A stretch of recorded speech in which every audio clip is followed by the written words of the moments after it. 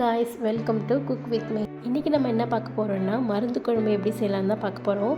நீங்கள் அடிக்கடி ஹாஸ்பிட்டல் போயிட்டே இருக்கீங்களா, ரொம்ப செலவாகுதுன்னா கண்டிப்பாக இதை செஞ்சு பாருங்கள். மருந்து குழம்பு பிடிக்காதவங்க இருப்பாங்க, கண்டிப்பாக இதை செஞ்சு சாப்பிட்டு பாருங்கள். கண்டிப்பாக உங்களுக்கு ரொம்ப ரொம்ப பிடிக்கும். நல்லா சப்ஸ்கிரைப் பண்ணாதவங்க சப்ஸ்கிரைப் பண்ணிக்கோங்க. வாங்க வீடியோக்குள்ளே போகலாம். இதுக்கு முதல்ல புளி ஊற வச்சுக்கலாம். ஒரு எலுமிச்சைப்பழ சைஸ் நான் புளி ஊற வச்சுருக்கேன். அதுக்கப்புறம் ஒரு பேனில் நம்ம எல்லாத்தையும் வறுத்து எடுத்துக்க போகிறோம். நான் ஃபஸ்ட்டு சுக்கு ஒரு 4 பீஸ் நான் வறுத்து எடுத்துக்கிறேன். இது நல்லா வறுத்துக்கோங்க. சுக்கு சளிக்கெலாம் ரொம்ப நல்லது, அதையும் சேர்த்துக்கோங்க. அதுக்கப்புறமா கண்டத்திப்பிலின்னு சொல்லுவாங்க, அது ஒரு 6 எடுத்துக்கோங்க. ஒரு 6 பீஸ் போட்டால் போதும். அதுக்கப்புறம் ஒரு 2 ஸ்பூன் மிளகு எடுத்துக்கிறேன். அதுக்கப்புறம் 2 ஸ்பூன் சீரகம். இதெல்லாம் நல்லா வறுத்துக்கோங்க.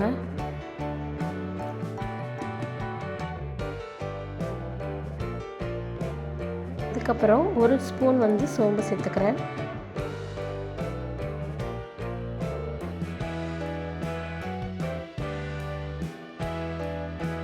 அதுக்கப்புறம் 2 ஸ்பூன் அளவுக்கு துவரம்பயிறு. அதையும் நான் சேர்த்து நல்லா வறுத்து எடுத்துக்க போகிறேன்.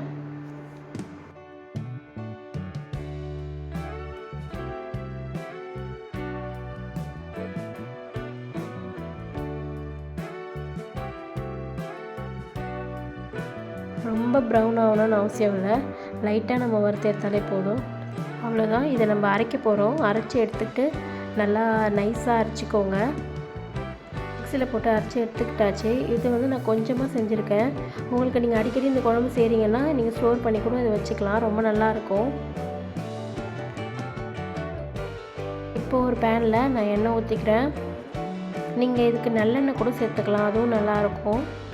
நான் ஒரு 2 ஸ்பூன் அளவுக்கு வடவை சேர்த்துருக்கேன்.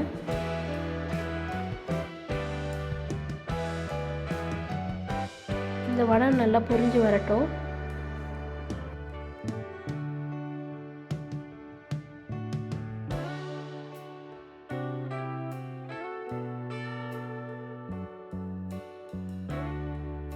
ஒரு 10 பல்லு அளவுக்கு நான் பூண்டு சேர்த்துக்கிறேன். நீங்கள் எக்ஸ்ட்ரா கூட சேர்த்துக்கோங்க, நல்லாயிருக்கும்.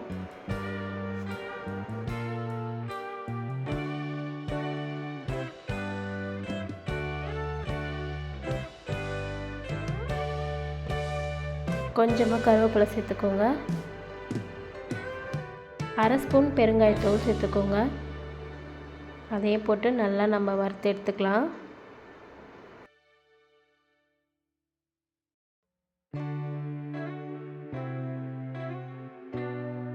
புளி ஊற வச்ச தண்ணியை நம்ம இதில் ஊற்றிக்கலாம்.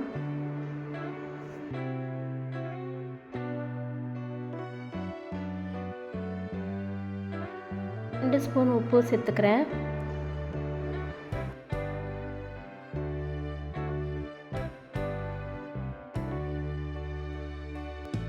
இப்போது ஒரு 2 நிமிஷம் சென்று நம்ம வீட்டிலே அரைச்ச மிளகாத்தூள் இருக்குது, நான் அதை ஆட் பண்ணிக்கிறேன்.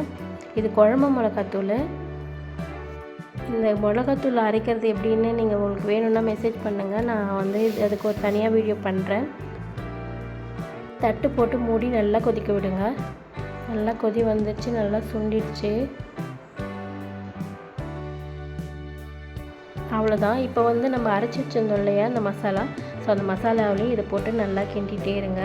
ஒரு 2 நிமிஷம் குழம்பு ரெடி ஆகிடும்.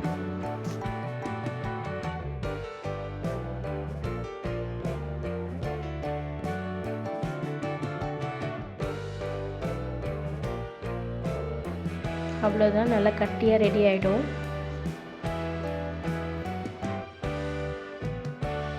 அவ்வளோதான், மருந்து குழம்பு ரெடி ஆகிடுச்சு.